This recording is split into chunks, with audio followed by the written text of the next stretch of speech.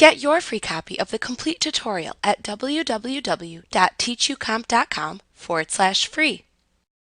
Many reports include charts within them. You can click a chart in a report to select it. The chart appears with a border around its perimeter when it is selected. The Design and Format tabs of the Chart Tools Contextual tab will also then appear in the ribbon. You can use the buttons on the two tabs of this Contextual tab in the ribbon to change the chart's formatting. The field list also appears at the right side of the application window. This pane lets you select and filter the data in the chart. When you deselect a chart by clicking into the blank area of a report, the contextual tabs in the ribbon and the field list pane disappear from view. You can select the chart to reveal them again.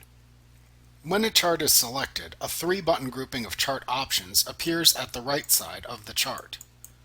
The buttons are, from top to bottom, Chart Elements, Chart Styles, and Chart Filters. You can click these buttons to make changes to the selected chart in the pop-up menus that appear.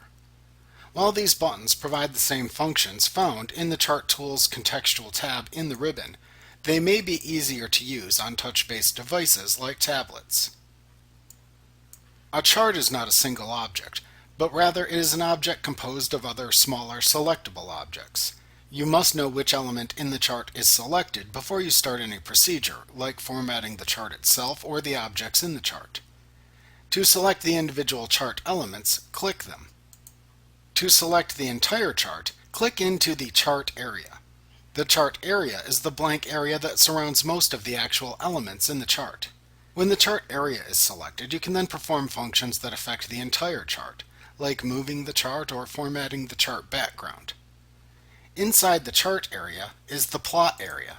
This is the area inside the chart area where the actual graphic representation of the chart data appears. Inside the plot area, you can click the graphic to select a series within a chart. You can then click on an individual point in the series to select an individual data point. Other chart elements, like chart titles, data labels, and the legend, are also all independently selectable. The reason that it is important to know exactly which element in a chart is selected before you perform an operation or function is because you could inadvertently make mistakes if the wrong object is selected.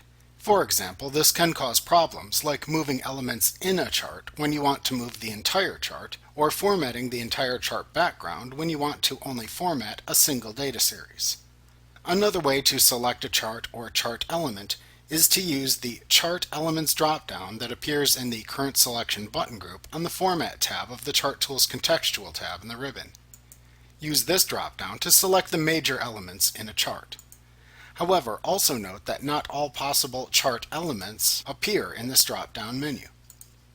You can also click chart elements with your mouse and then inspect the value that is shown in the Chart Elements drop-down to see exactly which object you have selected in the chart. This is a great way to double-check and ensure you selected the correct chart element before starting an editing or formatting procedure. To move a chart, click and drag inside of the chart area of the chart, or click and drag the chart's border anywhere where there is not a resizing handle. The mouse pointer appears as a four-pointed arrow when the chart is being moved. When the chart's in the desired location, simply release the mouse button to drop the chart into its new location in the report.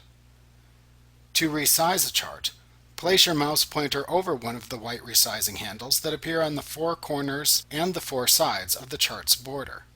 At that point, click and drag to resize the chart area to your desired height and width. Then release the mouse button when it is the desired size. Like what you see? Pick up your free copy of the complete tutorial at www.teachucomp.com/free.